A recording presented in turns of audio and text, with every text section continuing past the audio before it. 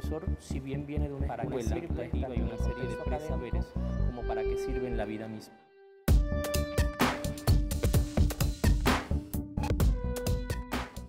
En cuanto a la pregunta de la función o el servicio de la literatura, puedo comentarte que en los procesos de los cursos que dirijo es una pregunta constante con la que se inicia de hecho los cursos.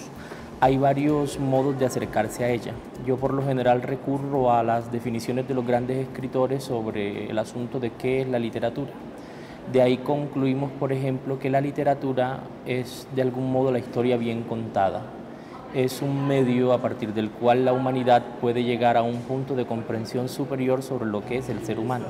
Entonces resulta vital partir de ella para entender precisamente para qué sirve, tanto en el contexto académico como para qué sirve en la vida misma.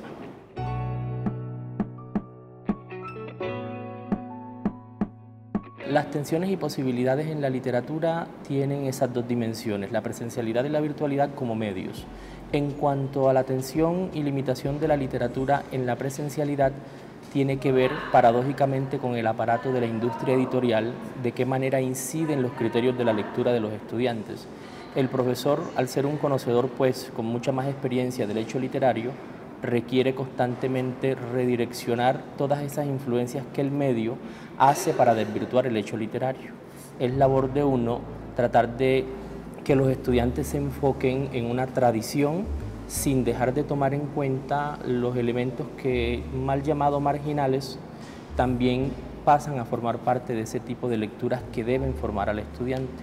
En cuanto a las posibilidades, los estudiantes que llegan a los cursos de literatura tienen la posibilidad pues central de, además de desarrollarse como conocedores a través bien sea de la filosofía, las licenciaturas, la filología, los estudios literarios, también como creadores. Entonces siempre es un tipo de asignatura que posibilita la creación. En cuanto a la virtualidad, que también es necesario, te puedo hablar pues de dos cuestiones en ese campo.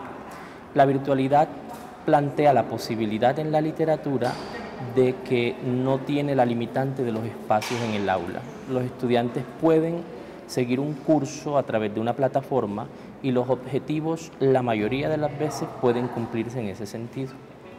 Las posibilidades pues parten precisamente de allí, de que la virtualidad dinamiza los escenarios de enseñanza de la literatura.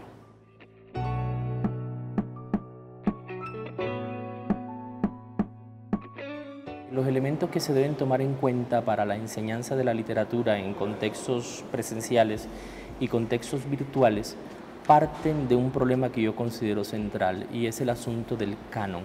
Todo profesor debe tener una conciencia clara del cierto tipo de textos que hacen parte de una cultura, cuáles son los representativos, pero debe poner ese canon en una especie de autoevaluación y autocrítica constante. ¿En qué sentido?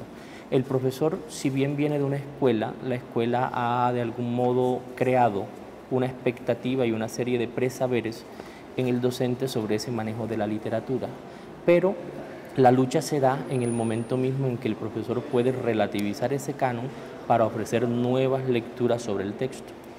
En el caso de la virtualidad, el asunto se complica un poco más porque como no hay un constante contacto con los estudiantes, resulta un problema y es que no puede uno estar direccionando constantemente.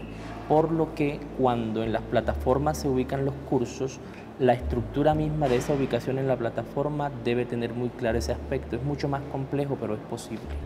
Por lo general, cuando la educación virtual empezó a implementarse en las universidades, en los programas de literatura, no hace mucho tiempo en realidad, se tendía a ver la plataforma virtual o los espacios virtuales como un medio y no como un espacio. Es muy diferente.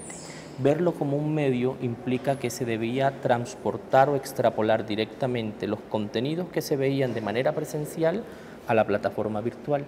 Eso limitaba la dinámica de la enseñanza. ¿Por qué? Porque si se concibe de ese modo, queda en un plano totalmente, pues, como te digo, vertical. Pero cuando la virtualidad se asume ya no como un medio propiamente, sino como un espacio, el profesor aprende a explotar todas las posibilidades que la virtualidad ofrece. Y eso incluye principalmente la utilización de videos, la posibilidad de chats virtuales con posibilidad de cámara, asesoría directa.